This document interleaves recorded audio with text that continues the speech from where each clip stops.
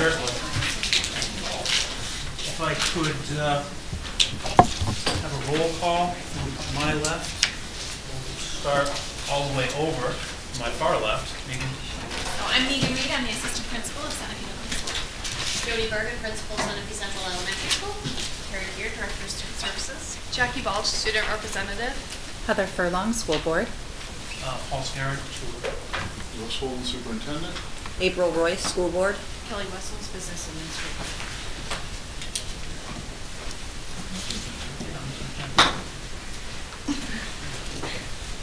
Okay. Pledge of Allegiance. Jackie. Could lead us to the pledge. I pledge allegiance to the flag of the United States of America and to the republic for which it stands, one nation, under God, indivisible, with liberty and justice for all. Sorry, try and hold it in, but I couldn't. And a moment of silence.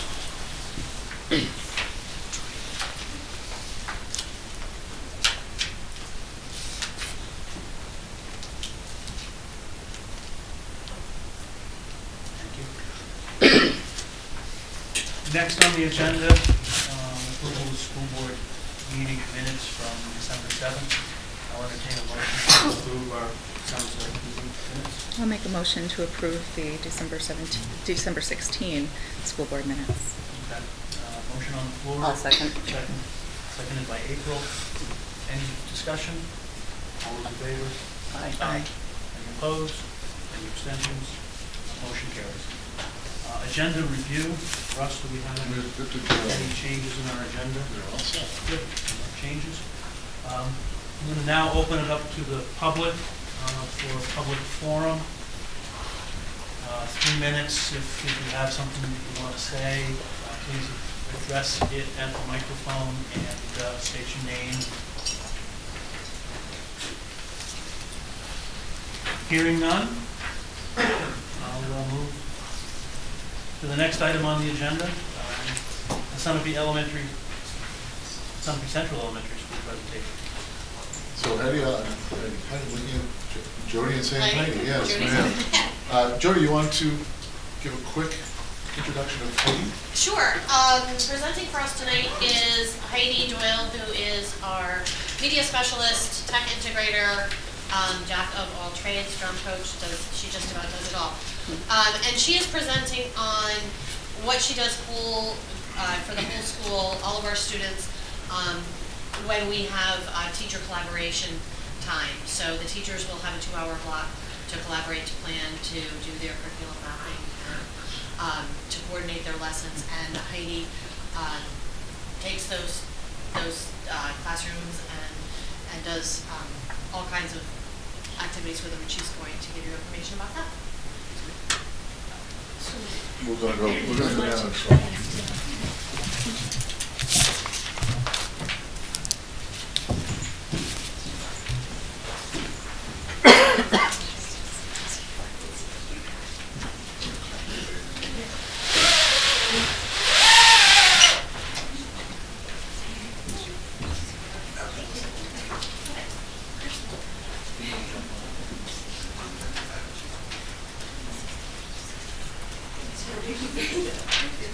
Welcome!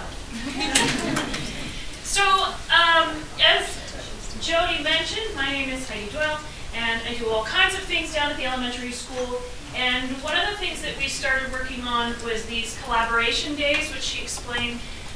It really has provided us with a unique opportunity to give our students some shared experiences K-5. And I think we find that it's really important that kids have those kinds of experiences they can talk to each other about when they spend the whole day creating things, as you'll see from my slideshow here in a minute. Then they can get on the bus, and a kindergartner will be talking to a 4th grader, and a 3rd grader will be talking to a 5th grader. And then they can come home and they can talk about it as family groups too, and just these really unique opportunities that they've had.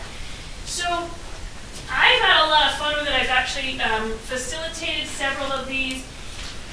The most recent one we did had to do with coding. Coding and the language of computers has become vital to our students. And so we talk during these days about algorithms and programming and what does it mean to code things.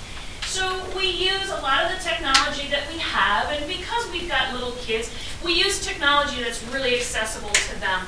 These are, what you're seeing here, are called B-bots, and you program them to do different things. So we've incorporated, we have a little coin map that they can do some mathematics with and coding, and then we have the alphabet map so they can code the B-bot to spell their name, all kinds of great things. And then the little car down at the bottom can actually, you can put a pen in it and it will draw different shapes, so they work on angles and you know, lines, all kinds of wonderful things when we use those coding toys as they work.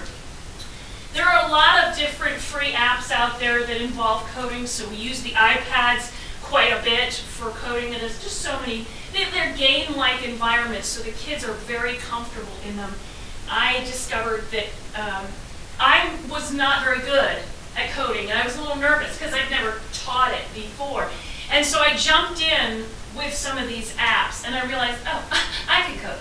So if I can do it, anybody can do it. And it's been really fabulous to watch these kids, and they teach each other too. One of my favorite things to do with them actually is the coding that does not have any technology in it at all, the unplugged activities. So I set up a scavenger hunt throughout the school, and the kids had to read the code to their partner, who was a robot, and their partner had to, you know, step when they stepped and hop when they hopped, and read when they needed to read, and they programmed each other around the entire school. And that was really interesting to see that whole linear thinking, and could they teach someone else what to do just by giving them simple basic instructions. So that whole day was really a lot of fun. Earlier in the year, one of our collab days was spent at the Hood Museum up at Dartmouth College. And they have a really fascinating program which is tailored to the needs of the schools. So we were able to go up there, as you might know, their actual museum is under renovation right now. So we were kind of wondering, what are they going to offer us? Well, our 5th graders went to the Hood Downtown, which is a location that they have downtown, and they saw this art installation on fractal architecture, which is, you know, multiplications of shapes in different kinds of unique ways. And this artist was absolutely brilliant, and so we saw her photographs, videos of her at work, and a couple of installations that she had there, and it's all in a space that is probably the size of this room. So it's interesting to see kids see that space as a museum, you know, not just, you know, rooms and rooms and rooms and rooms of painting on walls, but things that they can actually interact with. And the woman you see here is one of the docents from the Hood Museum, and she was fabulous, just explaining different things and asking kids questions and drawing them out. And there were different activities that they had to complete while they were there that day. Our kindergarten through 3rd grade students visited all the sculptures that are in and around campus. So they had, some of them, of course, they had the opportunity to walk on and go over and touch. And it was really interesting to then have those conversations with these kids. What is art? Why is this giant beam on the ground art? You know, I mean, if you look at my uncle's backyard, he's got a bunch of them. So what makes that art? So it was really interesting, unique conversations that we had with them. And then some of the other kids were looking at different, the different sculptures and patterns and creating their own, like, temporary artwork there with the docents. So it was a really interesting day. And if you ever need to take a field trip, take Bill Royce with you, because he had the kids doing all kinds of fun games on the bus. So last year, to end out the year, we did a whole day of building fairy houses and gnome homes. And it was really interesting to see the way that children took on these different challenges. They had to elf themselves here, or gnome themselves, whatever they chose to do. So I just took their pictures and they cut it out, and they could do different poses or whatever. It was really unique the way different kids interpreted it. And I think that's what's so great about this kind of project. We then went out into the woods and collected materials that we found on the ground. We talked about how we don't take anything off of the living trees. So we picked up leaves from the ground and bark that had fallen. And then we brought it back into the library and built. And they created houses and furniture, gardens. It really kind of blew me away how unique and creative the kids got with all of their different fairy things. Another day we had a game day. And I realized how many kids don't play games at home anymore. Basics that I played all the time when I was a kid, like Trouble with Popping the Bubble, was so much a part of my own childhood. Kids had never even seen the game. So we brought out all these different kinds of games, and you're talking about math skills and literacy skills and social skills on so many levels. It was really interesting to see. And puzzles, jigsaw puzzles, you have no idea how good jigsaw puzzles can be for a child's spatial reasoning, which is a foundational math skill. And then when you watch a kindergartner trying to put a puzzle together, it's like, oh, they need more puzzles in their lives. And just counting and adding basic math skills, like I said. But we also took the technology that we had on hand, because we have a lot of kids in there at one time, and we used different math games on the computers. And what you see here is on the iPad is a Tangram game with an iPad app. So they manipulate the shapes in front of the iPad, and it interacts with the game, which I think is great because it takes that technology out of the technology, and they have to manipulate something hands-on in front of it. And of course, the basics, dot-to-dot counting, and word games and word puzzles, and my favorite, Bananagrams. If you've never played it, you should go buy Bananagrams and play it. Then, because we have the maker space in the library, which I think I presented on for the school board a couple years ago, we have all kinds of different tools and supplies and materials. So we had a maker space day. I set out different tables, and every table had a couple of task cards on it. Create an airplane, or make something that does something. So they all had to build and create and do different kinds of things. You can see the girls here are working on making cards with stamps. Really simple and basic. But then we have some different kits. The kids were building with the Little Bits kits. They were building with Connects kits and Clicks and all kinds of things. And you can see they were so happy to come up to me every time they made something new. This is just a brief, I took probably 200 or 300 photos that day. And every kid's just standing there with a huge grin on their face, holding what they've made. And the other thing that I loved about this, we had older kids working with younger kids. Because we had the 5th grade in there at the same time as the 1st grade, and the 3rd grade with the 2nd grade, 4th grade with kindergarten. It was just really fascinating to watch how those older kids would take those younger kids under their wing and teach them and guide them. And this is a great example of that. This 5th grader is here teaching the 1st graders how he programs that car just to make different shapes. So we have a couple more of these coming up, 2 more companies, collab days coming up this year, and we've had all kinds of different ideas.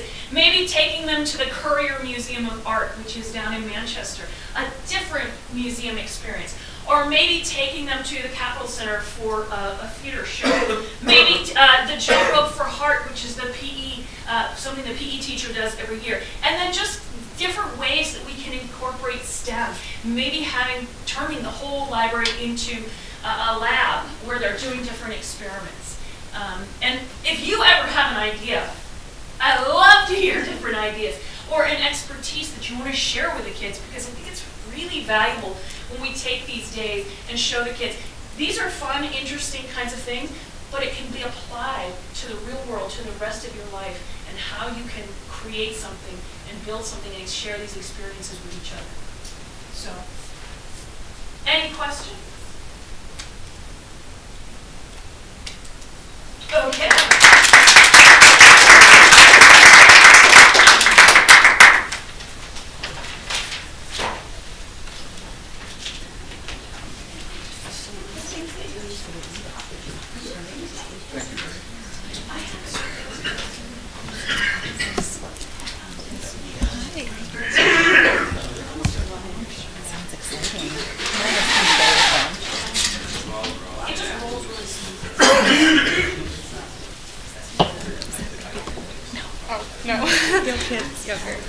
Hannah had to bring the fridge. That's what I did too.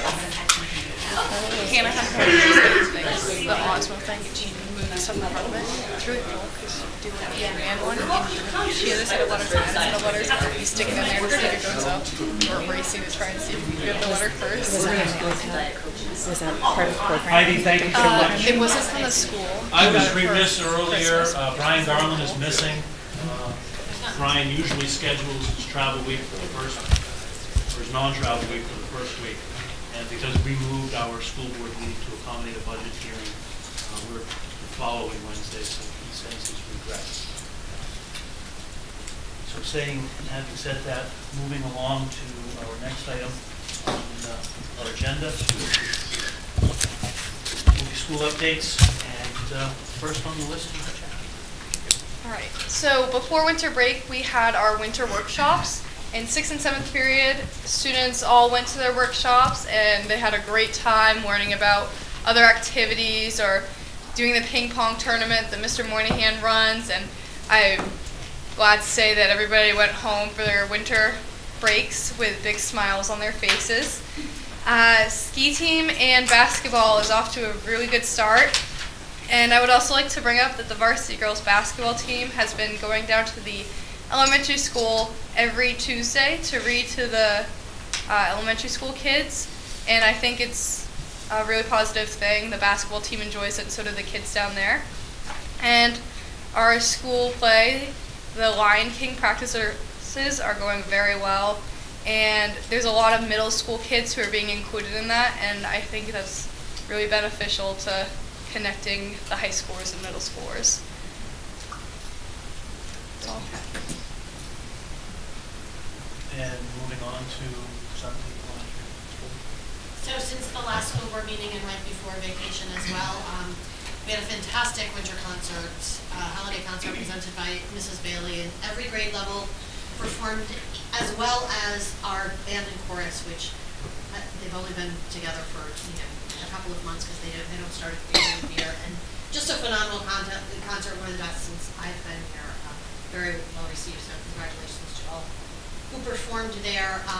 We also, the day before holiday break, we like to have whole school shared experiences for our students. So Bonnie Cruz, our PE teacher, coordinates what we call a Jingle Bell Blitz. Kind of there's teams that are K-5 teams. We try to put siblings together on those teams, and they go through stations that have minute-to-win-it kind of games. A lot of cooperation, Jenga kinds of things. So students all had a good time. This year at the elementary school, we're refocusing our attention back to our reading instruction. We have very successful reading scores. We do really well, but sometimes you just need to revisit and look back and, all right, are we doing it with the fidelity that we started with our guided reading and our readers workshop several years ago? We're using some new materials from Lucy Calkins that standardizes some of those reading units. And we have Dr. Mary Howard, who we worked with years ago, coming back and saying, okay, so where are you guys now and how do you feel that you're doing and what can we tweak and how can I help? Along with that focus on reading, we have a winter reading incentive at home for our students, and they can earn badges if they meet the criteria that their teachers set. And our 5th graders are focusing on, they're looking at Newbury and Caldecott Middle nominees and trying to figure out if they can pick the winners before they're announced. So they're really digging into great literature and great picture books. And I know I'm long, that's fine. I did put out in my parent letter, we have after-school clubs that we run in the spring. We try to run in the spring.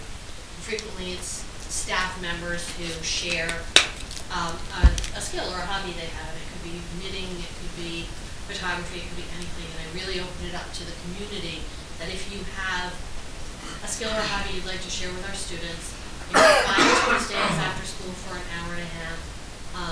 And I just really like to get more community members to come in and share your knowledge. We'd love to have you. So if you're interested, give me a call and I'll let you know what it's all about. Thanks. Moving to Sunny Middle High School. Yes, Jackie already hit a lot of things we were already doing, but the Lion King and the Winter Workshops are two big events. The Geography Bee for the middle school is going to be held next Thursday. We also have exam time coming up, so first exams will be Friday and through Wednesday through Friday next week. Last year we had a blood drive that the students were very involved with, and this year they're taking it to the next step, so they're actually leading the blood drive this year. More details will be coming up with that. And so we are, like I said, in exam preparation right now, or the students are. Great, thank you. You're welcome. Superintendent's update. I'm going to just go quickly to Tara for a quick special ed update. Okay. This week, the New Hampshire DOE came in to do an audit. I think I may have spoken about it. We're required to write transition plans for special needs students to prepare them for adulthood. There are some very prescribed things that are required to be within those transition plans. And I'm pleased to say that we were in 100% compliance.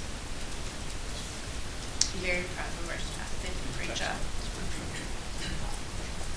Very good. Thank you. A couple of quick things. I just sent out the school board evaluation, so you all have the school board evaluation in your email. I asked there was instructions if you just please complete that evaluation. Again, that's a self-evaluation of the board. Return it to me and we can potentially put that on the agenda for next meeting.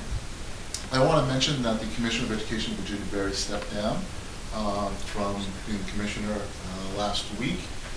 She's been the commissioner since 2009. She's done a lot of great things for our state. Has really helped push and innovate education in New Hampshire to the point where education in New Hampshire is now looked at as one of the leading states in the country as far as what it's doing with education.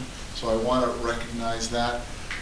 And I know, and again, I'm talking in my world a little bit, with the change of commission and new president coming on board, folks in education are a little bit of a buzz on what's going to happen, what does this look like.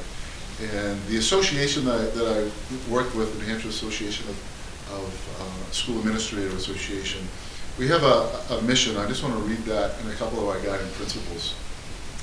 Our mission is to be a credible and compelling voice for educational leadership in creating an exemplary and comprehensive education for all public school students and providing high-quality services to its membership. Our principles are to be champions, first and foremost, to be champions for children. Our second is to effectively advocate for adequate and comprehensive public education for all children and take the opportunity to assert and defend the idea that public education is a public good and is essential for our democracy and our economy. And I say that because whatever changes may go on nationally, statewide, it's a reminder for me and hopefully a reminder for us to stay focused on what it is we need to stay focused on, and that is our children. And there will be a lot of talk, there will be a lot of conversation, but know that our priority here is to continue to focus on the children in our community. And so that's why I bring that up today. And other than that, oh, one last. Superintendent forum, and I'll put it on our website and get it out. The next one will be February 16th, and we are going to have that at the Sunapee Central School. It will be at 6 p.m. on February 16th. And again, I'll get that posted and out, but I just want to let people know that. Attendance, I think the last one we had 20-ish, probably, give or take. A little more, a little less? A little less? Under 20. Good. All right, thank you. Next on our agenda is policy. We'll have the first reading of JECB. And let's entertain a motion to put it on the table, and I'll ask Heather to talk about it. I'll entertain a motion for JECB. I'll take a motion for JECB, admission of tuition and non-resident students. Motion on the floor by April, And I'll second that motion. second by Heather. Any discussion? Actually, we're going to have discussion. So, I'm going to hand it over to Heather to hopefully talk about that in some more detail. This is the second time that the policy committee had reviewed this particular policy. And the first time we had discussed it, we were misguided in terms of what our true responsibilities were for tuition students who are staff members' children.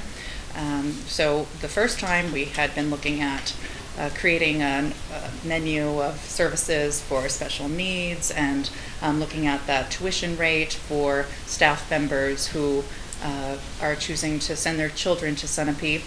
And that portion did not change. However, the second time we had looked at it, we did get some advice as per our district attorney, and she did direct us, as per new legislation, that we are not responsible to bill the parents directly, which in this case would be the employee for any special education services, that would be to the originating district, as in the district that that staff member lived in, should that staff member live in a different district. So that was the crux of the policy review during our last policy meeting, and we looked at the policy as complete and in compliance with our new legislation and the prior legislation which we were aware of, and we brought forward this reading.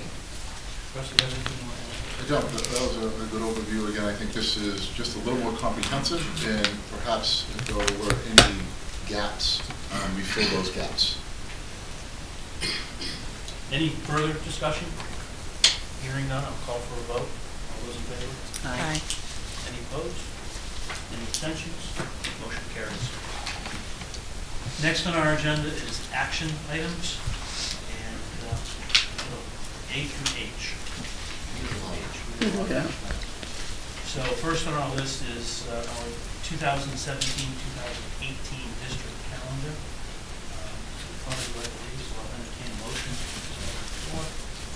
I'll make a motion to put the 2017-18 district calendar before the board. Hearing a motion from Heather. I'll second. Second is made. Russ, is there any changes? Pretty straightforward. 180 student days, 185 teacher days. Days built in there if needed. Okay. We're still aligned with. Still aligned. This is Newport with our holiday. Yep. Winter vacation. This is the state council comes up and we align. Excellent. Hearing no Comment. One of the constituents that I have spoken with has made a point that the school year does run long, and as compared to other states and some other districts. And would we be able to, would the board look at potentially replacing snow days with vacation days, with pre-scheduled vacation days, as opposed to adding them on to the end of the school year? Look into it.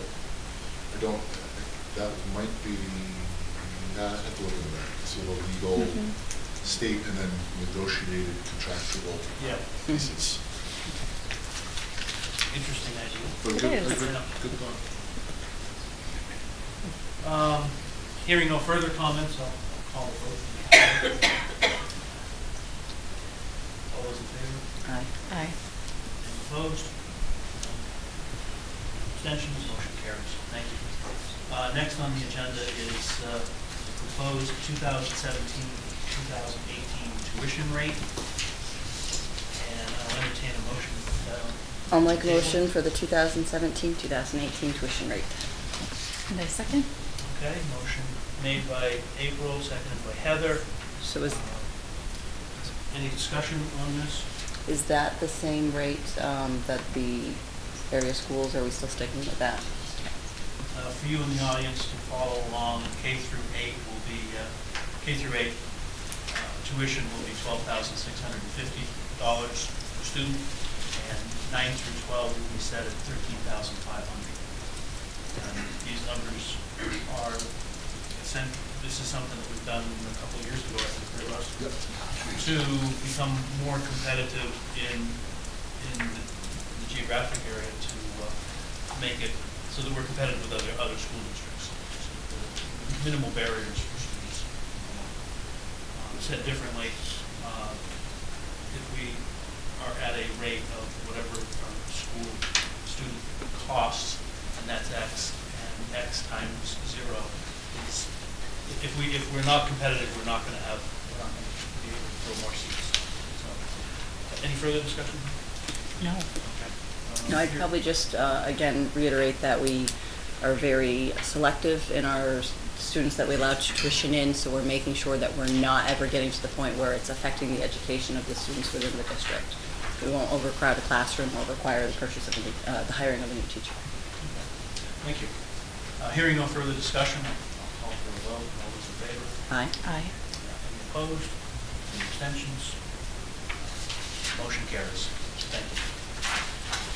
Next on our agenda is an extended field trip to Sunapee Middle High School. I'll entertain a motion to put that on the table. I'll make a motion to approve the proposed extended field trip. I'll second.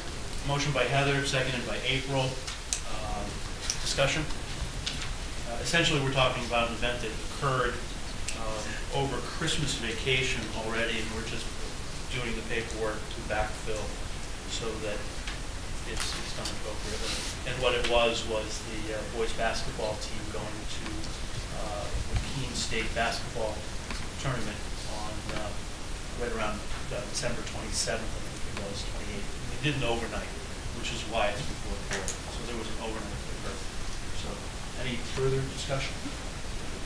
Hearing none, call for a vote. All those in favor? Aye. Other than what prevented this from reaching the board prior to it occurring? I don't know. You know? I can speak to that, yeah. Just first year coach, not as familiar with all the policies, and so did bring it forward to me. By the time it's been brought to me, we'd already had the December board. And so it won't happen again. Thank you. In that circumstance. Sure. Hearing no more discussion, I'll call for the vote now. All in favor? Aye. Aye. Motion carries.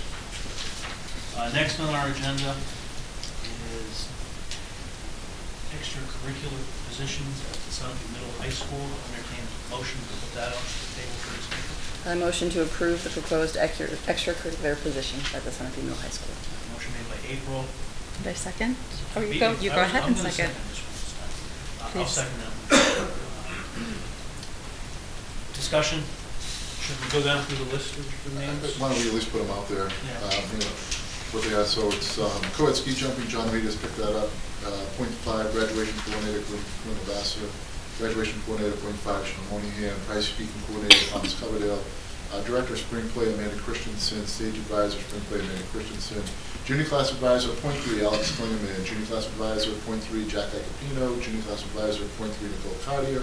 Junior class advisor, .5, Andrea Redican. Junior class advisor, .5, David Pruitt.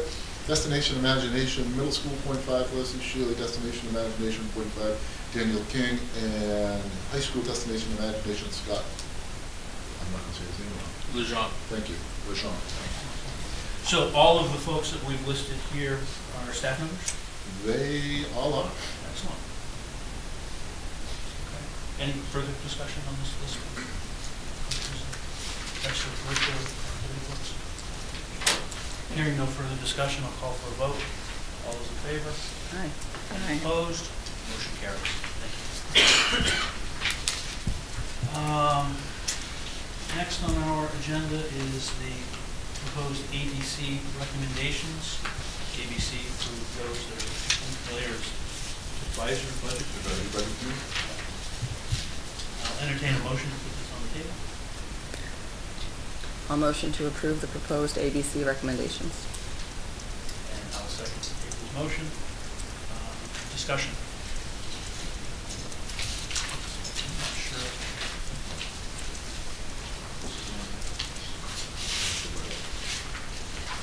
What's the recommendation?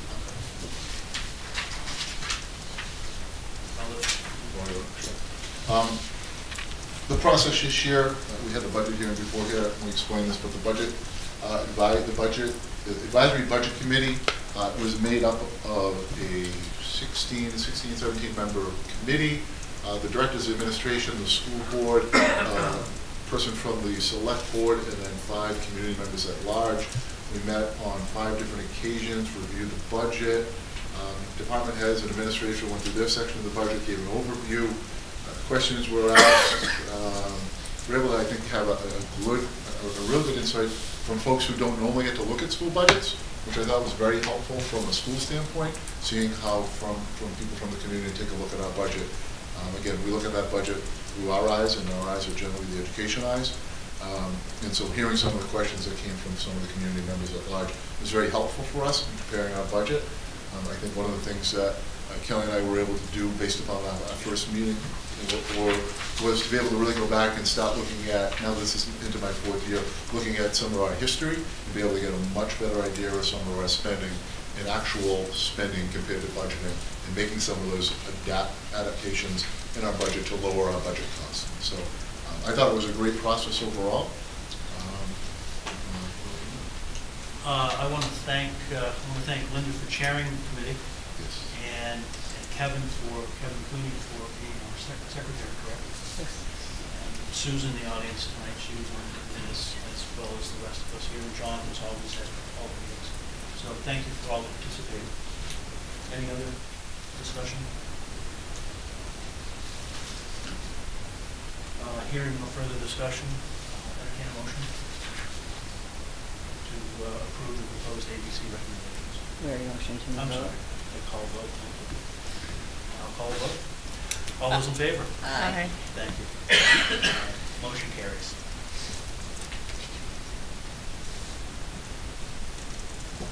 Next on the agenda is our proposed 2017-18 budget.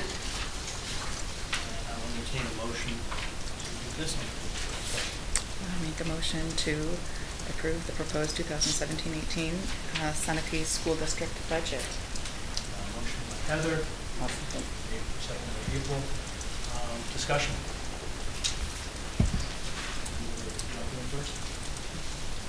I think the ones that attended the meeting before had a good long description of it. I think the short description of it is we did our best to keep it level funded, so much so that the default budget is actually higher. And so the changes that are in place are contractually obligated changes and not a lot of increases elsewhere. Yeah. Overall budget, $12,071,638, which is a $262,259 increase from last year, or a 2.2%. When you put that to the tax rate, it's roughly a, help me on that, 39-cent increase per thousand on the tax rate.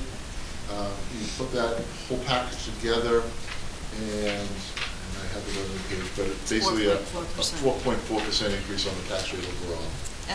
Estimated tax rate. And again, those are estimates based upon projection of fund balance and intake of revenue, which those could change drastically and hopefully drop that tax rate. So that's just some numbers. Any further discussion? Hearing none, I'll call for the vote. All those in favor? Aye. Opposed? Motion carries. Thank you.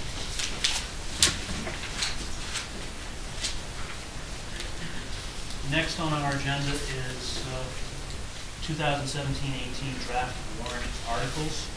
I'll entertain a motion to put that on the table for discussion. Make a motion to approve the proposed 2017-18 draft warrant articles. I'll second the motion. And discussion. I think, Russ, I'll let you just go down through the laundry list. Quick overview. So there are 8 warrant articles. 4 of them are really housekeeping articles and have no tax impact whatsoever. Warrant Article 3 is the budget itself, asking to raise and appropriate the $12 million.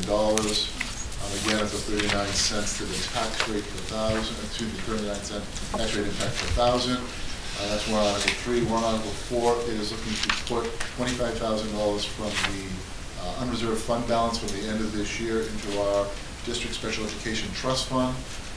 That fund currently right now has $337,871 in it. That is a zero tax impact. Article 5 is putting $25,000 into the school facility capital reserve trust fund previously established. That comes again from unreserved fund balance. At the end of this year,